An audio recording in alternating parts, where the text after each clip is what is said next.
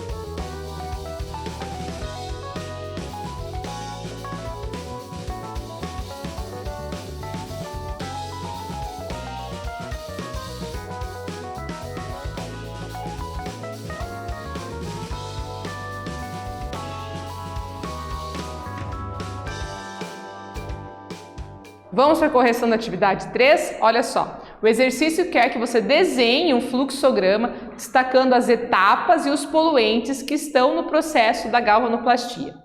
Então aqui a gente tem um exemplo de como fazer um fluxograma, olha só. Então a gente tem aqui, a primeira etapa, preparação mecânica, desengraxe, lavagem, decapagem ácida, a próxima lavagem, o processo, a lavagem final e o produto acabado. E aí a gente tem as setinhas que vão indicando. Então as azuis aqui indicam as emissões gasosas. Então temos no desengraxe, na decapagem ácida e no processo, na parte da eletrólise mesmo, tem emissões gasosas.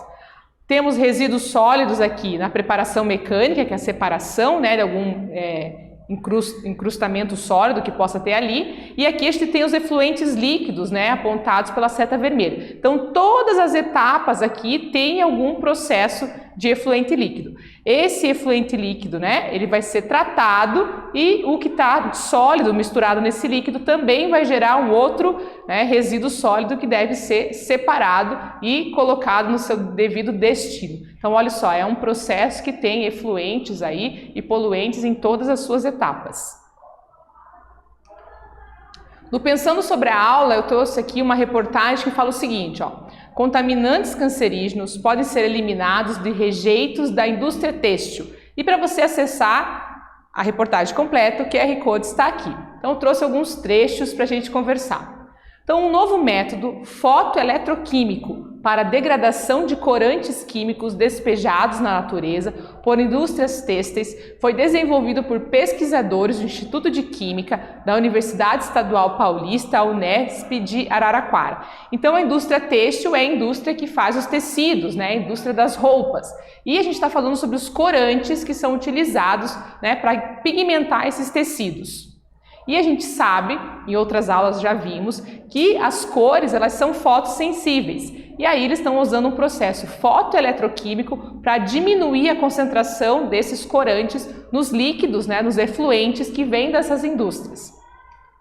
Então a técnica é a seguinte, ó: consiste no uso de um fotocatalisador com um fotoanodo, um filme nanocristalino sobre um substrato condutor. Trata-se de uma superfície de titânio recoberta com dióxido de titânio ou trióxido de tungstênio, na qual se aplica um potencial positivo controlado sob iluminação ultravioleta. Então eles vão usar uma espécie de eletrólise para fazer, né, com que esse efluente, onde tem o corante, ele seja diminuído, né, as suas quantidades, e ele vai ter uma superfície de titânio recoberta com dióxido de titânio ou trióxido de tungstênio, utilizado nas nossas lâmpadas de filamento, né? E vai ter um potencial positivo sobre uma iluminação ultravioleta, tudo no sentido aí de tentar degradar esse corante.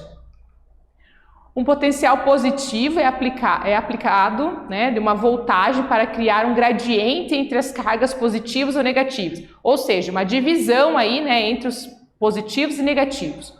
O material é inserido em um reator fotoeletroquímico e a iluminação do fotoanodo promove a formação de lacunas capazes de gerar agentes oxidantes ou reagir diretamente na superfície do eletrodo com os compostos orgânicos absorvidos. Então a gente vai ter um agente oxidante que vai estar aí oxidando todas ou a maior parte das substâncias que tem nesse corante que podem ser prejudiciais para o meio ambiente e para a saúde.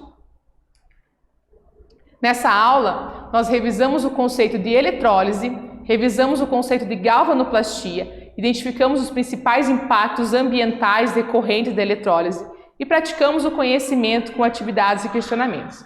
Fica a dica para vocês, né? Mais uma vez, sobre consumo consciente. Então, se você tem peças na sua casa, espero que você continue a utilizá-las até o final da vida útil delas, porque, veja só, a galvanoplastia é um processo industrial muito legal que prepara as peças, deixa elas mais resistentes e bonitas, mas gera grandes poluentes e também para o meio ambiente e para o ser humano. Então, a gente tem que cuidar das nossas peças, dos nossos objetos galvanizados, para que eles durem mais tempo e a gente não precise ficar trocando, né? O consumo consciente também está em todas as coisas que temos dentro de casa.